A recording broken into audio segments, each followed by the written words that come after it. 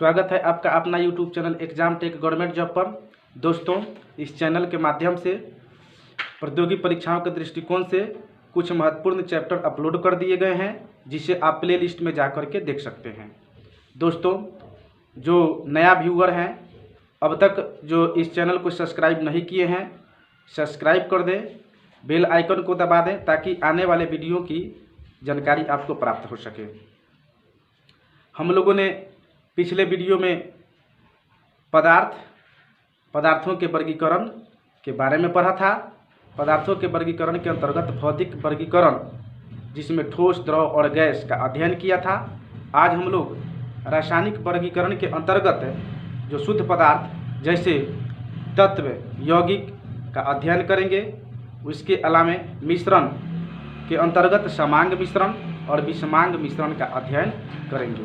तो दोस्तों, आइए हम लोग जानते हैं सबसे पहले तत्व के बारे में।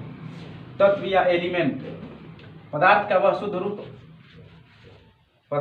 शुद्ध रूप जो एक ही प्रकार के परमाणुओं से मिलकर बना होता है, तत्व कहलाता है। जैसे ऑक्सीजन, नाइट्रोजन, सोना, चांदी।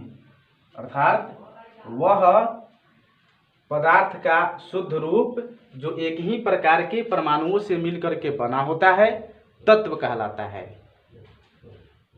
तत्व जो हैं अधिकतर ठोस अवस्था में पाए जाते हैं।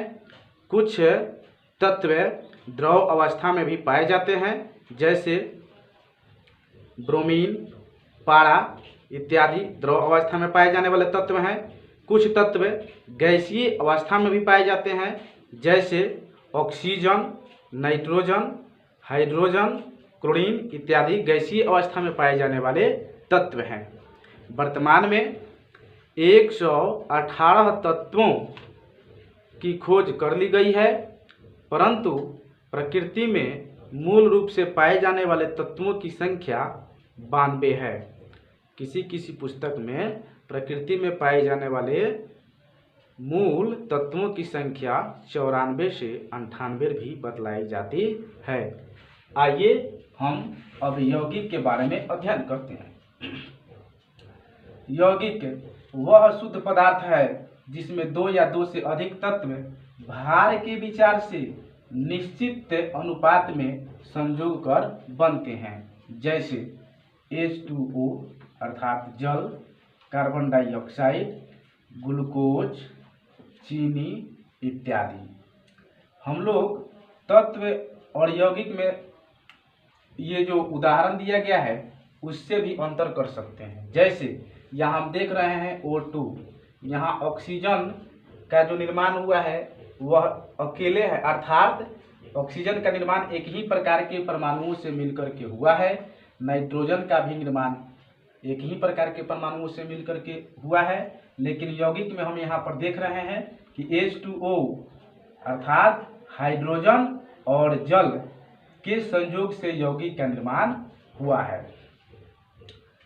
अब यौगिक की विशेषताएं क्या होती हैं, इसके बारे में जानते हैं। यौगिक का गुण अवयवी तत्वों के गुण से भिन्न होते हैं। अर्थात जैसे हम यहाँ जल जो देखते हैं, हाइड्रोजन स्वयं जलता है, ऑक्सीजन जलने में सहायक होता है और हाइड्रोजन और ऑक्सीजन के संयोग से बना जल आग को बुझा देता है। तो यौगिक का गुण अवयवी तत्वों के गुण से भिन्न होते हैं। यौगिक के निर्माण में ऊर्जा का परिवर्तन होता है। यौगिक के अवयवी तत्वों को सरल यांत्रिक विधि द्वारा अलग नहीं किया जा सकता है। निश्चित अनुपात और भार को भी हम समझ लेते हैं। जल जैसे H2O, हाइड्रोजन और ऑक्सीजन का अनुपात जो होता है वह 2:1 होता है। वही भार या द्रव्यमान के दृष्टिकोण से जो अनुपात होता है वह 1:8 होता है। अब हम मिश्रण के बारे में जानते हैं। मिश्रण वह अशुद्ध पदार्थ है जिसमें दो या दो से अधिक पदार्थ किसी भी अनुपात में मिलने या संयोग करने से बनता है। जैसे वायु, बारूद, मिश्र धातु, समुद्री जल, ये सभी मिश्रण के उदाहरण हैं। मिश्रण को सरल यांत्रिक विधि द्वारा पुनः प्रारंभिक अवयव में प्राप्त किया जा सकता है। अर्थात इसको प्रारंभ की अवस्था में, शुरुआत की अवस्था में हम पुनः प्राप्त कर सकते हैं। बारूद, सल्फर, सोरा एवं कोयला के चूर्ण का मिश्रण होता है। इसको हम नोट कर लेंगे।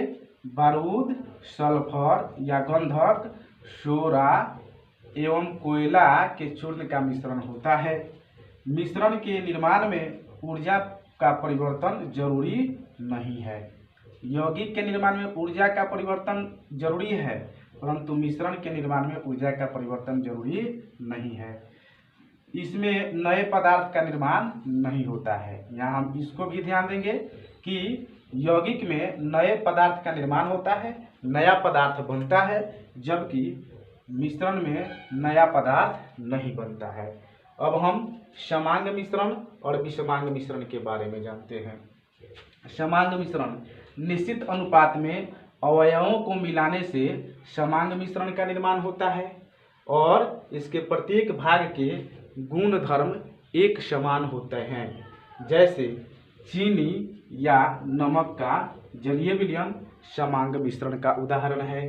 अब विषमांग मिश्रण, विषमांग मिश्रण अनिश्चित अनुपात में अवयवों को मिलाने से बनता है। अर्थात इसको हम इस प्रकार कह सकते हैं कि अनिश्चित अनुपात में अवयवों को मिलाने से विषमांग मिश्रण का निर्माण होता है। जैसे बारूद, कुहासा, ये विषमांग मिश्रण के उदाहरण हैं। अब हम मिश्रण को अलग करने के विधियों के बारे में जानते हैं।